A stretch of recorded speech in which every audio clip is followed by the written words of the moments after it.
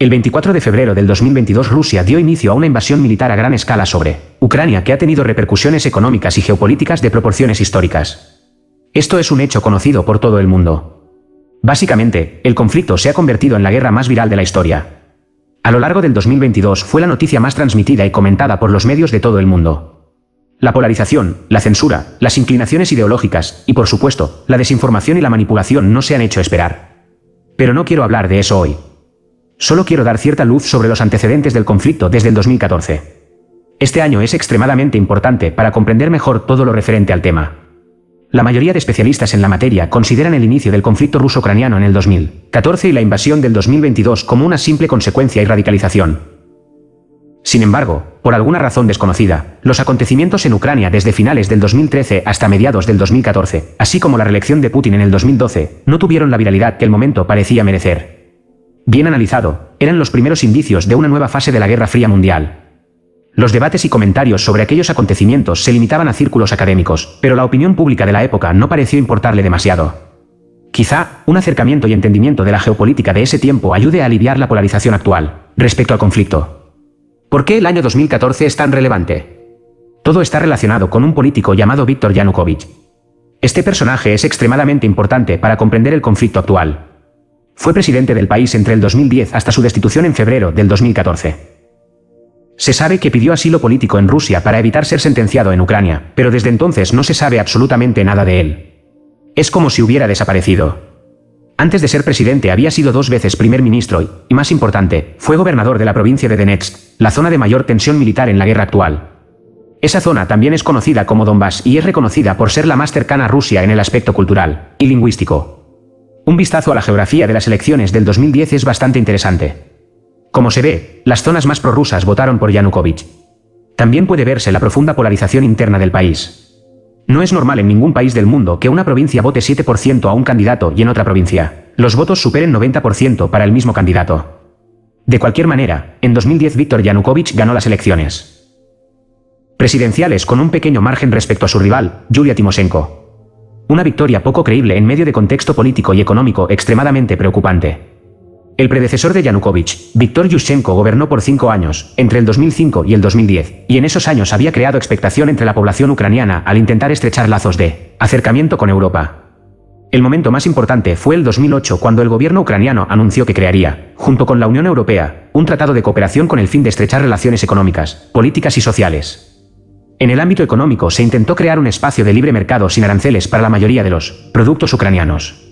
En el ámbito político se intentó estrechar relaciones en la impartición de justicia, en el respeto a los derechos humanos y en el fortalecimiento de la democracia.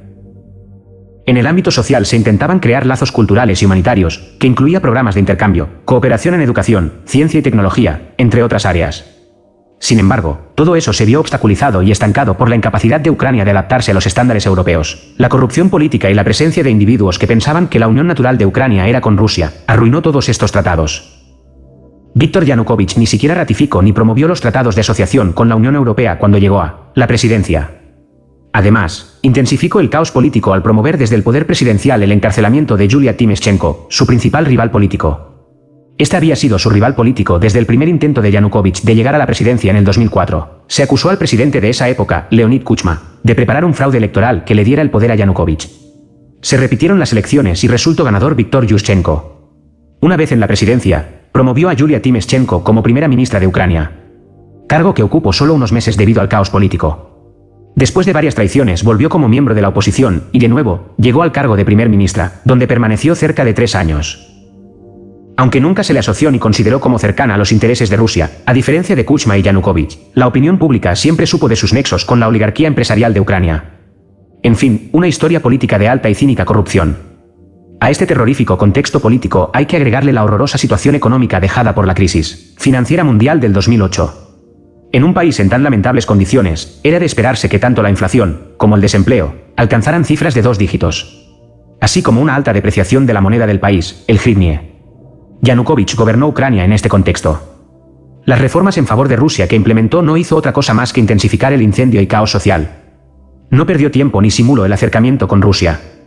Aparentemente, quería la integración con Rusia, pero a la vez quería estrechar relaciones con la Unión Europea. Una misión muy difícil. Sin embargo, en manos de un presidente increíblemente ingenuo y poco capaz en el arte de la política, los resultados fueron catastróficos. En abril del 2010, firmó un acuerdo con Rusia para el suministro de gas. Ucrania recibía gas ruso con descuento a cambio de una extensión del contrato de arrendamiento de la base naval rusa en Sebastopol, en la península de Crimea. El mismo territorio que sería invadido por las fuerzas militares rusas en 2014. Yanukovych no se detuvo ahí. En el mismo mes firmó junto con su homólogo ruso, el cínico Dmitry Medvedev, un tratado de amistad y cooperación. Este iba más allá del tema económico y tenía alcances en ámbitos culturales y educativos. El límite de la paciencia de la ciudadanía llegó en 2013. En aquel año Yanukovych decidió no firmar ni ratificar el acuerdo de asociación con la Unión Europea mientras firmaba la unión aduanera con Bielorrusia, Kazajistán y, por supuesto, con Rusia. Es decir, iba radicalmente en contra de lo que sus rivales políticos querían. Además, estaba echando por la borda todo el trabajo de sus predecesores. Esto causó una ola de protestas sin parangón en la capital del país, Kiev. Estas protestas se hacían llamar Euromaidan, por el nombre de la plaza central de Kiev. Se calcula que murieron 106 personas en las protestas, entre ellos se encontraban manifestantes y policías. La situación se hizo imposible de controlar y Viktor Yanukovych huyó del país.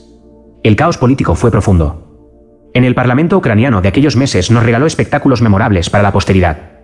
La situación ahí era un reflejo claro de la polarización interna del país. Las invasiones de Crimea por parte de las fuerzas rusas crearon un ambiente de animadversión rusa muy intenso en la sociedad, que se evidenció con el nombramiento de Petro Poroshenko como nuevo presidente del país. A partir de ese momento, la política dio un cambio radical respecto a lo que era en la época de Yanukovych. Se podría hablar de un cambio de 180 grados. Es antropológica la tendencia de radicalizar posturas en ambientes de elevada polarización ideológica. Petro Poroshenko instauró políticas antirrusas muy intensas y evidentes. La relación entre ambos países fue de enorme tensión y conflictividad. En primera, Poroshenko hablaba sin vacilación sobre la entrada de Ucrania en la OTAN y en la Unión Europea. Por ejemplo, firmó una ley que eliminó el estatus de Ucrania como país no alineado para poder integrarse en la OTAN. También realizó una serie de reformas en las Fuerzas Armadas y modernizó el equipamiento para cumplir con los estándares de la OTAN. Además de eso, desarrolló y abogó por sanciones contra Rusia por la invasión a Crimea, las cuales tuvieron repercusiones graves sobre la economía rusa en los años venideros. Lo más grave es que intentó por todos los medios a su disposición el enfrentamiento militar con los miembros separatistas prorrusos en el este de Ucrania. Aquí es cuando las tensiones y polémicas políticas se materializaron en violencia y sangre real. No se sabe con certeza el número de víctimas de aquellas escaramuzas militares. Lo que sí sabe es que Rusia denunció genocidios y calificó al gobierno de Kiev como una pandilla fascista. Mientras que Ucrania argumenta que solo combatía a los separatistas prorrusos financiados y apoyados por el Kremlin. ¿Quién tenía la razón? ¿Quién estaba mintiendo? Eso es una guerra mediática que lamentablemente yo no puedo responder axiomáticamente, pero está abierto el debate en los comentarios. El conflicto entre Rusia